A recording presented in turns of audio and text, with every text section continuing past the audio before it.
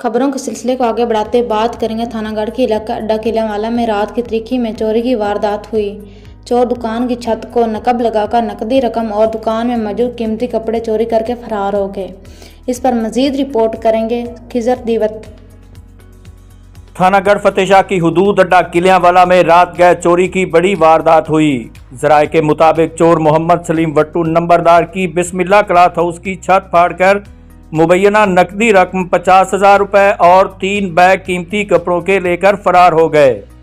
जबकि सुबह मालूम होने पर अपनी मदद आप के तहत इलाका मुअज़्ज़िज़ीन और मकामी खोजी के साथ मिलकर तलाश करने पर चोर तक जा पहुंचे, जिसके घर से कपड़ों से भरा एक बैग बरामद कर लिया गया, जबकि दीगर कपड़ों के 2 बैग उसके साथी लेकर फरार हो गए, जिस पर सलीम वट्टू नंबरदार ने इलाका मुअज़्ज़िज़ीन और खोजी का शुक्रिया अदा किया और मुलजमान के खिलाफ थानागढ़ में मुबैना चोरी की दरखास्त दायर कर दी।